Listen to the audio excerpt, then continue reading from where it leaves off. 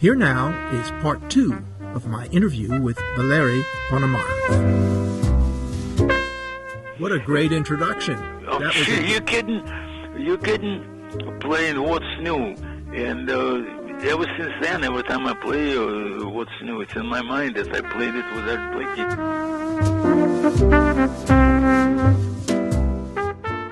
First song I ever played with Art Blakey was theme song, and then ballad.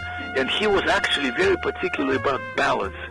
You know, you sit in and all that. If he hears you playing, you know the language, right?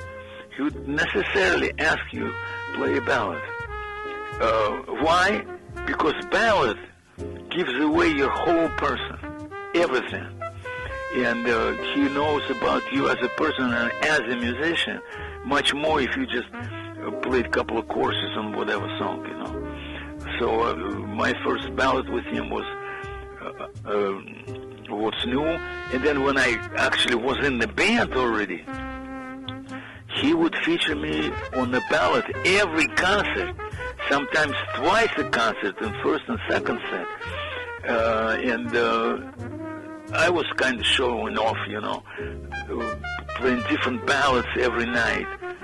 Will Wait For Me, Body and Soul, of course, We'll Be Together Again, and on, ballad after ballad after ballad. I knew quite a few ballads.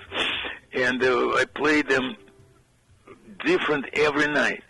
It came to an end when I played I Remember Clifford for the first time.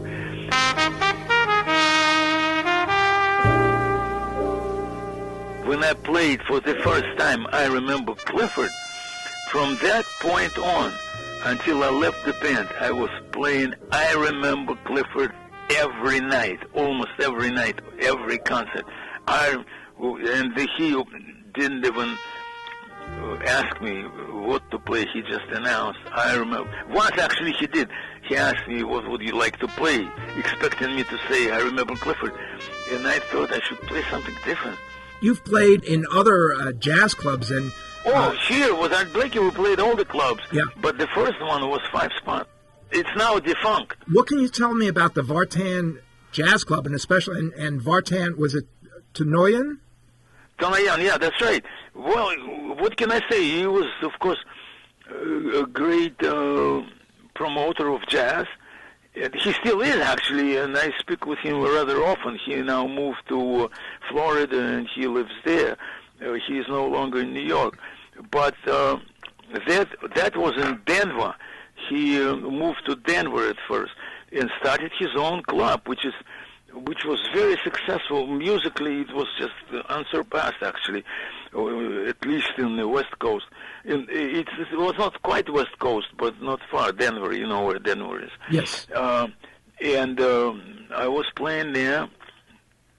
And Vartan himself as a person and his club, it was gorgeous, beautiful, always featuring great musicians there. And I was very fortunate to play there and recorded there an album, which is musically, actually, I think, is the best of all my albums. I have to agree with that. I've been listening to your recording at the club. I was especially intrigued with Autumn in New York.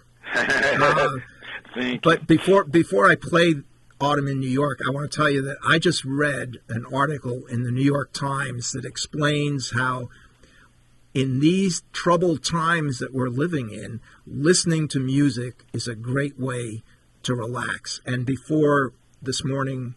Not only relax, open up your potential, open up your perception of the world around you and find something good, something useful, something very beneficial and happy-making, you know. making you happy. That's what music is, you know. Anyways, you said it right, actually. What you said includes everything I added to it. Especially found it true with this cut from that album. It's called Autumn in New York. Do you want to introduce it for us? Well, it's a great tune. It's one of the most beautiful ballads ever written, and I always loved it. And it was when it was my time to play a ballad, I chose Autumn in New York. I don't remember why I didn't choose I Remember Clifford. There was some reason for it. Maybe Sid, James Sid Simmons, or maybe whoever was on the bass. Maybe he was not sure of it or something didn't give me confidence to play I Remember Clifford, because float around and search for chords on tune like that, that's something you don't want to do. It's too emotional, it's too strong, and it's too beautiful. But Autumn in New York, everybody was very confident with it, so we played Autumn in New York, which is one of my most favorite tunes anyways. So I played Autumn in New York. Well, let's take a listen to Autumn in New York.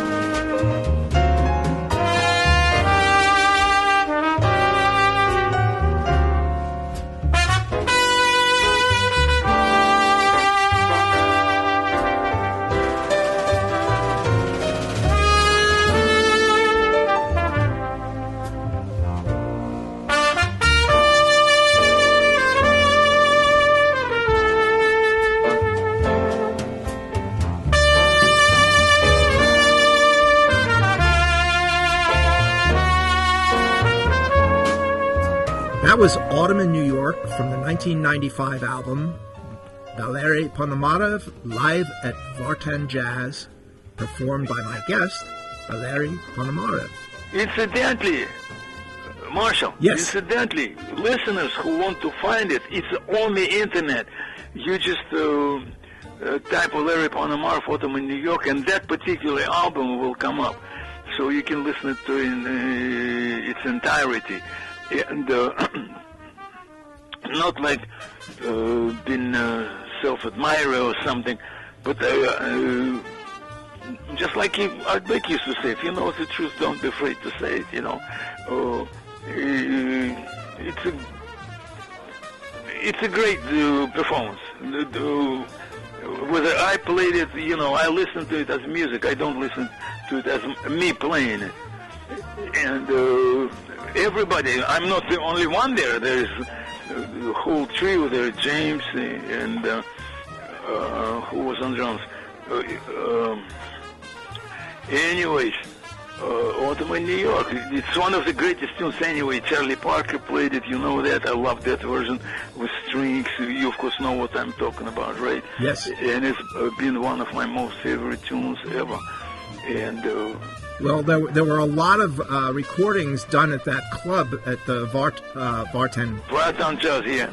I hope he reopens it, but because he was doing great job, but he had to close it at one time and move to Florida anyways. But before that, apparently he had a club in Moscow called the Bluebird. Did you ever that too. Did you ever go there? Sure, I played there. I might be even some recordings from that club, and that also was Vartan's club in Moscow. Then he opened a club in Denver. As I was telling you earlier, you were born in Russia and came to the U.S. in 1973, and we may have crossed paths in 1965 when I was in Russia. Man, that's incredible. And at that time, I don't recall visiting any jazz clubs, but I do remember people were really hungry for Western culture. Yes, absolutely. Not only music, but literature. I had one guy ask me if I had John Steinbeck books. And we all were assigned a guide, and I was assigned a guide. His name was Andre. And after I left Russia, I continued having correspondence with him, and he asked me to send him a Rolling Stones album. So What? Which one? A Rolling Stones. album. Rolling Stones you wanted. So I sent him a Rolling Stones album, and I never heard from him again. About 2 years later, I get an envelope that I had sent him. It had been opened, resealed, and on the envelope it said, address unknown. But oh, my God. What were you listening to during this time in Russia? I was already into Art Blakey. I was already into Horace Silver, and, of course, Clifford Brown, Lee Morgan, Freddie Hubbard, you name it. Not to mention Charlie Parker, Coltrane, Wayne Shorter, all my heroes. Were these? Particularly Clifford Brown. I wrote transcribed and studied his solos extensively. That's why when I came to America, people were dumbfounded from Russia playing like Clifford Brown. I never played like Clifford Brown because Clifford Brown is a different person, different time and everything. But his style I did learn, but particularly on the same technical level, who else can play like that, like Clifford Brown, But style-wise, yes, I was very close. And when people said that, it was nothing too surprising to me, and it was nothing like something I would lose my head off over it. It's true, you know the truth. Don't be afraid to say it. And actually, ask other musicians. Some of them actually, out of all the trumpet players who play in Clifford Brown's style, Valery is the closest to Clifford overall. Thank you so much. Some may say, why you say that? Well, it's truth, right? Why wouldn't I say that? Why would I be, of all people, proud of it? Or, for example, I'm a jazz messenger. It's true. I've been to Art Blakey and the Jazz Messengers for so many years, playing with him, recording with him. Incidentally, I'm on 11 albums with Art Blakey and the Jazz Messengers. And of all people, I'd be bashful admitting that I'm a jazz messenger. No, guys, come on. And people would say that. Why you like your jazz messenger? I am. Why should I be bashful about it? Why should I try to not to admit it, not to acknowledge it? That doesn't sound even right to me. Of course, I'm a jazz messenger and very proud of it. And on my shows, when I play, very often I play tunes out of Art Blakey's repertoire, and audience love it.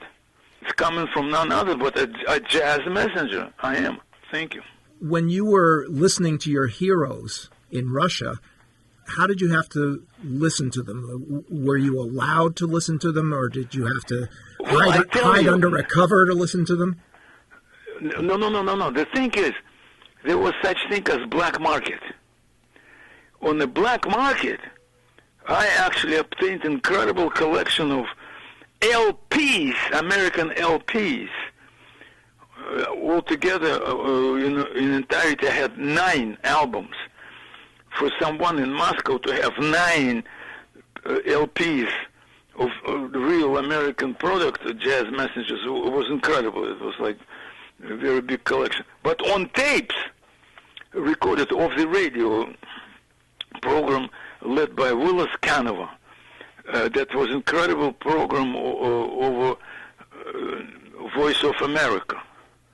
And it was listened to all over the world, including Russia, including Soviet Union of those times. And authorities, as much as they didn't really support foreign, particularly Western, particularly American culture in Soviet Union, they couldn't do anything about it. But the black market was The very black market, dangerous. first of all. Second of all, radio. It was Short band radio. That's what I was glued to. dealing in the black market was a very deadly thing to do in Russia, wasn't it? What else would they do? Black market is not really black market like if you would think in terms of contemporary perception, but it was like gathering of people. Mostly, it was to the next door to the Moscow concert agency, which so obviously people who were hanging had to do with that concert agency. Most of them were musicians, and some of them they were black market. In this sense, means that somebody, against all his common sense, approached or got in contact with foreigners and asked them if they have jazz LPs. And that's how they got it, and then how they sold it, so-called black market. And that's how I got them. Also, I was recording the music of that radio show. And Willis Canova, the person who, he was actually a very famous person because of that. He known all over the world. He was playing the best music. He could have played some junk, some kind of popular nonsense or anything. No, he played the real, true, honest-to-God jazz music. Charlie Parker, Coltrane, Count Basie, Duke Ellington, Art Blakey and the Jazz Messengers, and all that. He was playing the best possible music you can find anywhere. So I was, of course, I had my tape recorder wired up to the radio and recording them. And those tapes, I left them with my full heart, like, I left them in Moscow when I moved, right, made my move. There was too many of them and they were too big.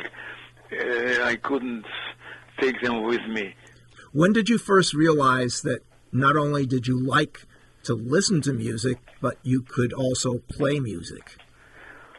I had a very good teacher, private teacher, who was showing me things and explaining how to approach trumpet and all that, how to create sound and to play exercises. And I was already playing in his brass band, actually, of that teacher. And then, what else? I was already kind of that, not even being a trumpet player. I knew I was a trumpet player. Guess what? When I was a little kid, of 6 years of age, I heard the sound of fanfare in summer camp. Oh, man, I ran towards that sound, and I begged the kid who was making those sounds, let me play, let me try that. That's another story. We can deal with it later. But anyways, by then, I already considered myself a trumpet player. It was somehow in my mind. I didn't need to ask anybody, what do I do in my life and all that. Actually, at one time, when it was time to go to college, I was thinking in the college maybe I should study mathematics. In school I was very good at mathematics. Not that I was making decision or anything, but I was thinking about it. And I still remember passing by establishment, well known in Moscow, for literary or some people, and there was a band playing, and I heard them playing some quote-unquote jazz music. Man, I was amazed at it. No, I'll be a trumpet player. And that's the only time when I was like, not really making decisions. I already knew I was a musician. And if anybody asked me, I'm a trumpet player. Now imagine little redhead. I was redhead. when I was little. Red head saying, I'm a trumpet player. So that's it. I didn't need to make any decisions. I was a trumpet player, and I still am. So your introduction to jazz was not your jazz heroes, but it was actually somebody at a camp playing fanfare over the loudspeakers. No, what loudspeakers? At those times, in boys' camp, there was no loudspeakers. So it was acoustic. There was just an open sound of fanfare given calls to go to wake up, or papa, papa, papa, papa. It has words to it, actually. My friend, it's time to get up. It's time to start the day. Papa, papa. The signals he was playing. He was not playing any jazz on fanfare. Fanfare doesn't have any valves, actually. It's just the open horn sounds. But it's just like playing without using valves on trumpet. It's the same thing. My first introduction to real jazz was on that program called Voice of America, led by Willis Canova. And the first thing I heard, guess what? Was the first thing I heard?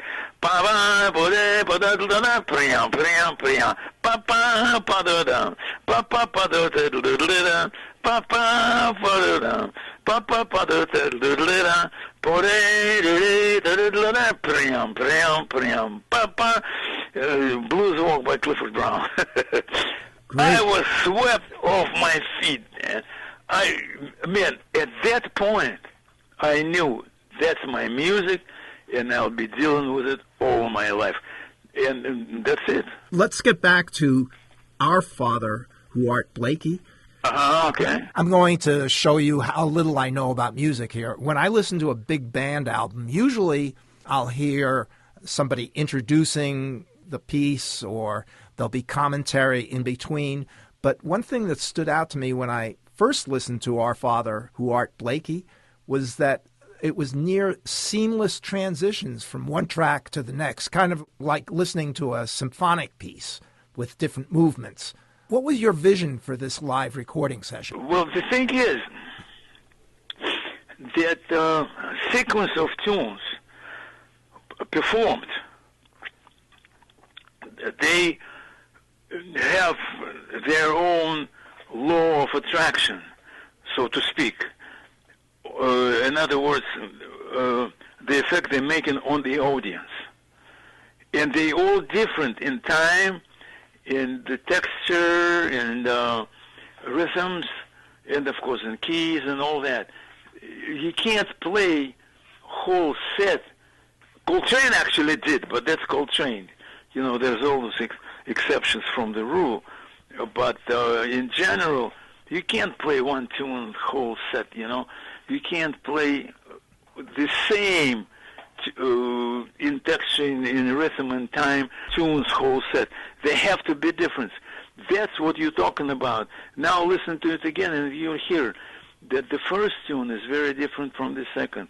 Second is very different from the third, and so on and so forth. And that's how the tunes chosen, how I choose the tunes for my sets. Why don't we listen to another track from your album? And this one is, am I pronouncing it right, Jordu? Jordu. Is it my big band playing or Clifford Brown? Your big band. Okay, here we go. That's my, of course, tribute to Clifford Brown. And what's so important here, musicians may recognize it, even they may not always do.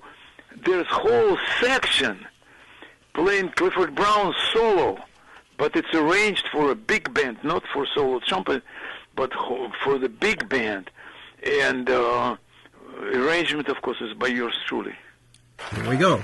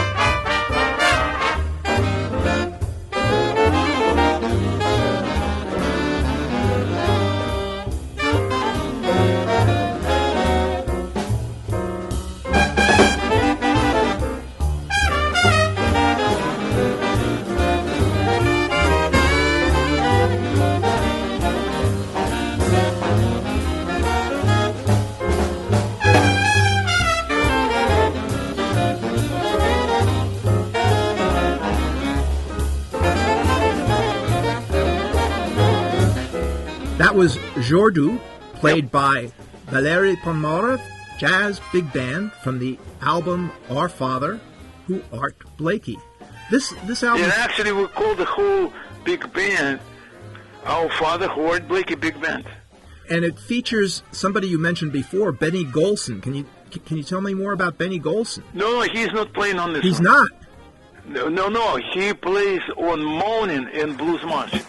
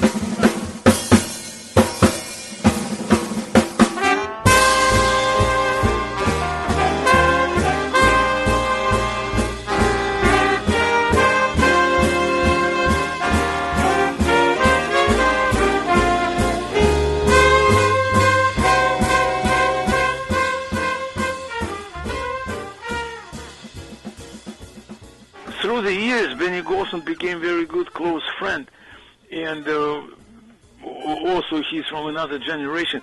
But for me, it was a great honor just to meet him in person, and he liked the way I played, and even after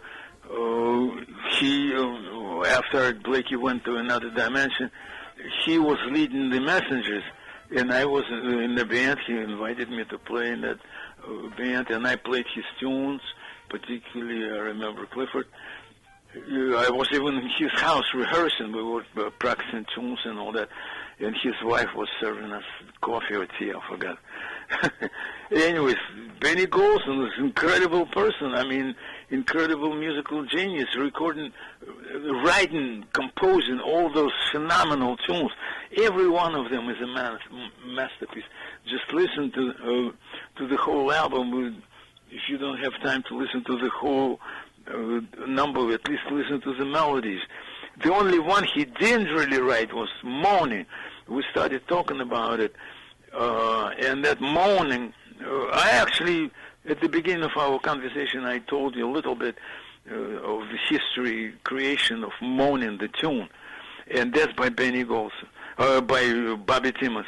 But the bridge, Benny Golson always, when he had a chance, would interfere and remind the audience that he helped Bobby Timmons to write the bridge. And if you listen to it, you say, oh yeah, sure, it's Art Blakey, it's Benny Golson's writing. Hold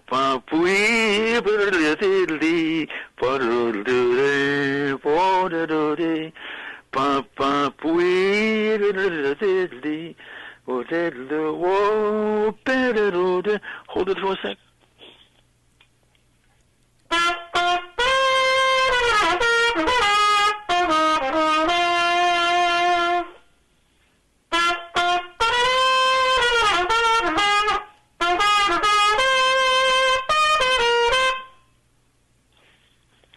Excellent.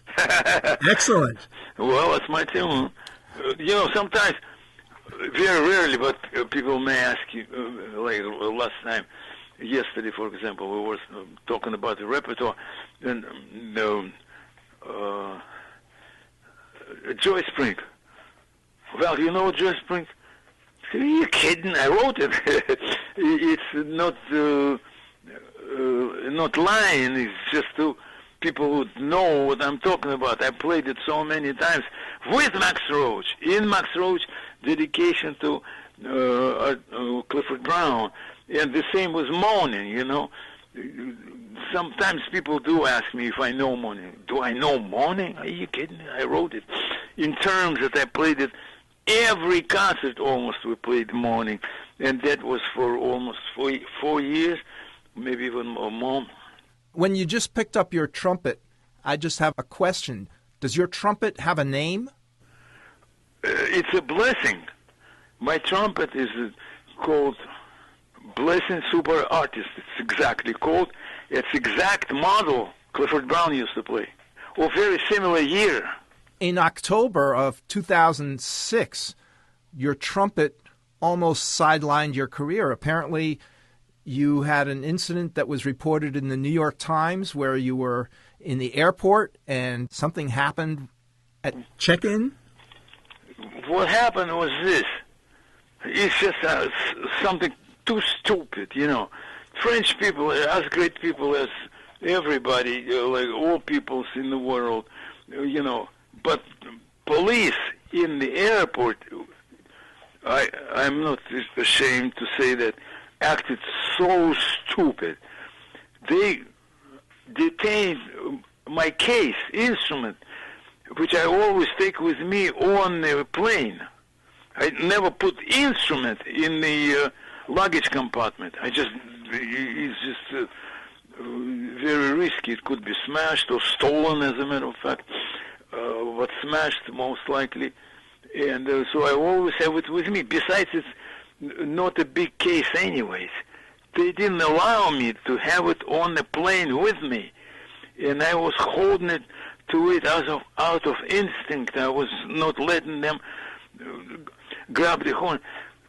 5 big policemen, and for French it's very rare. French actually were often short people, but these policemen, they were much taller than me. They're like big guys. They tried to rip the horn out of my hands. They couldn't. They couldn't believe it. I am a short person, and my hand just was stuck over the handle. They couldn't rip it off. And then one of the policemen grabbed my hand with his 2 hands and pulled it behind my back, and deliberately, on purpose, broke all the bone in my left hand. So I ended up in hospital. And then they opened the case, and saw trumpet in there. Now, what else can you say? Sometimes the police is... I don't even know how to explain it right to you. Police is also, it's hard work, obviously, but making such a mistake, grab the case from musical instrument and not to allow it on the plane. I always, except for that day, I always have trumpet with me on the plane. Nobody ever complains. Nobody ever put it under question, should it be with me or not. It's a musical instrument. Anyways, that's what happened. And I still have a big scar on my left hand. So fortunately, it did not end your career. And your career is really varied. Not only are you a musician, not only are you an author, but apparently you're also teaching. Can you tell me a little bit about your teaching? Yes, it's actually something very interesting. When I realized I'd be a musician, music, trumpet will stay with me to the end of my life. When I knew that, I never considered myself as a teacher. I never prepared for teaching career, which is actually requires different knowledge and studying and all that. But at one time, I was offered to teach there, and I started steady teaching. Right now, I'm steady teaching at NJPAC. NJPAC is New Jersey Performing Arts Center, and the program called is Jazz for Teens, GFT, Jazz for Teens. So all the students there in early age, but they sometimes such talented kids. And what else? You learn. You know what? I still hear my mother saying, he'll be always learning. Talking about me, right? You always learn. You're in life. There's always new situation, new comprehension, new situation, new times. There's always something new. You have to be always learning. And that's one thing I teach my son. When he was little, now he teaches his children. There's in life something is always there, which is change. Life changes, and situation around you changes, and you always learn. And that's it. What else can I say? I'm going to have to make this a two-part show because we've really talked a lot. But I do have one last question. Do you have time for one last question? Sure, go ahead. Okay.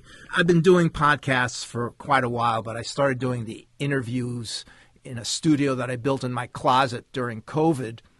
And I decided that the first show I would do would be a show that I did for a radio station where I interviewed John Krasnow, and he was a member of the group called Ululation. He's my good friend. I started with an interview that I did with him in 1987, and to date I've had Paul Ostermeyer and Eric Goletz on my show, and I've also been in contact with Janice Friedman and Jerry Vajamola, and hope to have them join me on the show. But how did you get involved with Ululation? He called me up sometimes, and he invited me to play with him, and I enjoyed it very much. He came out with one album, that was Ululation, and then he had a second album, which was never produced as an album, but hopefully it may still get produced. It was Ululation 2, which you were also on. Who else is on the album? On the first album, it's Jeff Hittman on alto sax. Sure. Jerry Vajamola on tenor sax. Vajamola on another tenor, yeah. John Lee Krasnow, he was on baritone sax. Janice Friedman was on piano. Bill Patton was on bass. Yoshitaka Uematsu was on drums. On the second album, Eric Goletz, Bill Patton, Ron Vincent. The first album was engineered by Mario. So I'm trying my best to find all these people. Whether I will or not, I don't know. First album. Yeah. With Jeff Hittman and John Krasnow also, of course. And who was another tenor? Well, there was Bill Patton, Janice Friedman, Paul Ostermeyer, Eric Goletz, and I think that's it. First. The first one, Jeff Hittman, Jerry Vajamola, John Krasnow. Jerry Vajamola. Yeah. Incredible tenor player. So was Jeff Hittman. Where Jerry Vajamola right now, I don't know. I lost touch with him when he moved to Boston. But last time I was in Boston, I didn't see him. I don't know. Maybe he moved somewhere else. Well, he called me shortly after I got in contact with you. What, this time? Yes. Oh, so he's still in Boston? I don't know where he is, but I'm going to have to get back to him and see if he wants to do an interview. Best wishes, my best regards. He's incredible tenor player. And it's one of those mysteries why sometimes absolutely phenomenal talents, they don't get enough promotion and all that. And he had to move to Boston. Anyways, over there, I think he was teaching at a school or something. So was Jeff Hittman, but Jeff Hittman, I don't know what was wrong there, but he died very young. Where can our listeners find out how to get your music, read your books, or even get lessons from you? They can always find me on the Facebook, me personally. My music is just type my name, and it is there, on the internet. So nowadays, you see, when I was studying music, to find something you wanted to hear, unless Willis Cannavale was playing it, it was actually next to impossible. Now you can find anything you need, you're interested in, you want to study, read, and all that, including my books. You can buy them on my gigs from me personally, and you can find them, of course, on the internet, and just find my name, write my name, books by Valery Ponomarev. My first one is called On the Flip Side of Sound, for Russian-speaking people. It's a Russian translation, на обратной стороне звука.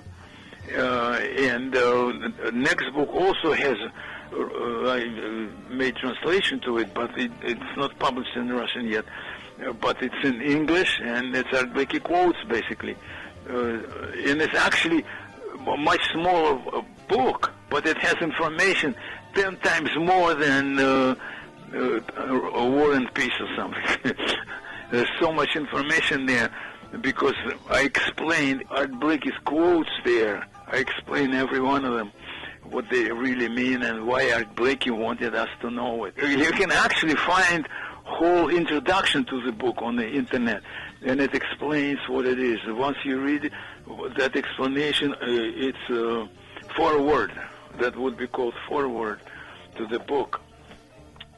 You would love to have it, particularly musicians. It's just like incredible educational material coming from none other but Art Blakey himself. Now you would understand why all the I'm repeating myself actually this time. Most of the musicologists and jazz critics and all that, they always called Art Blakey and the Jazz Messengers as the greatest jazz university, and that's so true. But I knew it from being in the university and hearing all those educational statements and writing them down and making a book out of it. So I can say it's a great book, not because I wrote it. I didn't. I collected them. I still have them in my mind, and I'm free to say it's incredible educational material. Yeah, actually, you know what? Sooner or later, that book will be in every jazz program around the world, because it takes time for people to first of all get in contact with it, read it, it's actually in your hands, and all that. And so it is already featured in several universities, actually, but sooner or later they'll be everywhere, all over the world, in every jazz institution, in every jazz program, course, or anything. That book. Valery, my time is up. Oh, I'm sorry I took it. But I'm so happy that you were able to take the time to speak with me, and I really hope to hear from you again real soon. Yeah, stay in touch. By all means, please stay in touch, particularly if you're in town. Oh, God, so let's meet in person. Okay, sounds like a plan. All right. Have a good rest of the day. You as well. Thank you, sir. I enjoyed it. It was a great interview. I did too. Thank you. I got to pay you a compliment. You're a great interviewer. No, you make my tongue run. You know, I get really talking. Thank you. Thank you. Thank Bye. you. Bye. You've been listening to Mr. Radio, and I'm your host, Marshall. This program was written and produced by Marshall. Our theme music was played by Ululation, featuring Valery Ponomarev on trumpet. Mr. Radio is available wherever you get your podcasts, including iTunes and Spotify. Subscribe to our podcast and leave us a review. And don't forget to tune in next week for another episode of Mr. Radio.